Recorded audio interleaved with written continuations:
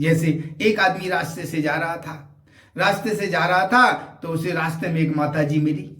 उन्होंने पूछा कि आप कौन हो? उन्होंने कहा मैं बुद्धि हूं। कहाँ रहती हो? बोले दिमाग में।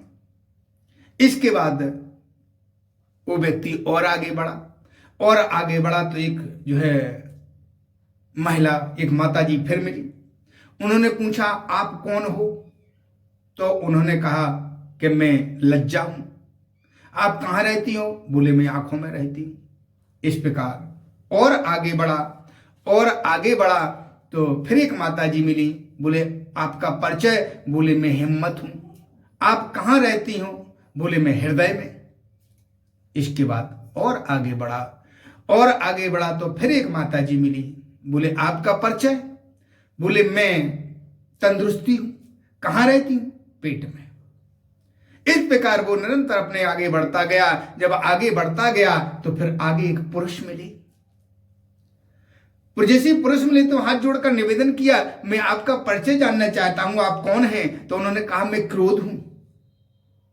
आप रहते कहाँ हैं? बोले मैं दिमाग में रहता हूं। तो वो सज्जन बोले नहीं नहीं नहीं, दिमाग में तो बुद्धि रहती है, आप कैसे दिमाग में रहते हो? तब क्रोध बोला कि जब मैं आ जाता हूं तो बुद्धि चली जाती है। जैसे और आगे बढ़े तो एक पुरुष फिर मिले। उनका परिचय पूछा, आप कौन हैं? तो उन्होंने कहा मैं लोभ हूं। आप कहां रहती हो? मैं आंखों में रहता हूं। नहीं नहीं, आप झूठ बोल रहे, आंखों में तो लज्जा रहती है। तो लोभ बोला कि जब मैं आ जाता हूं तो लज्जा चली जाती है। अर्थात जीवन में आदमी के जब लोभ आ जाता है तो लज्जा नष्ट हो जाती है। इसके बाद वो पुरुष जब और आगे बढ़े तो एक महान भाव फिर मिले। आपका परिचय? आप कौन है? बोले मैं भय हूं। आप रहते कहां हो? बोले हृदय में। अरे बोले आप झूठ बोल रहे हो, हृदय में तो हिम्मत रहती है, आप कहां से आ गए? तब जो है भय बोला कि जब मैं आ जाता हूं तो हिम्मत चली जाती है।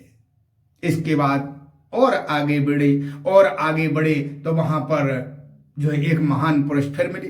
बोले आपका नाम? बोले मेरा नाम भूख है।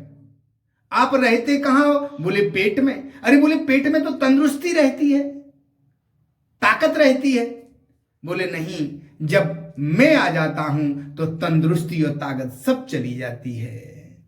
इस प्रकार अगर एक आपके अंदर अच्छा साथी निवास करता है तो एक बुरा भी निवास करता है। अब ये विचार और चिंतन और मनन आपको करना है कि सबसे अधिक जोर किस पर दिया जाए। क्रोध पर आप नियंत्रण रखेंगे तो बुद्धि शुद्ध रहेगी और दिमाग भी आपका अच्छा रहेगा।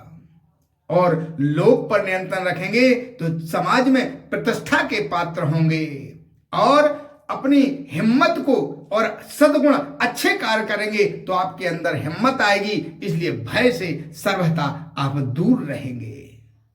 इस प्रकार और सुंदर और स्वादिष्ट जो है सात्विक भोजन करते रहें ताकि आप में भूख सहन करने की भी क्षमता बनी रहे।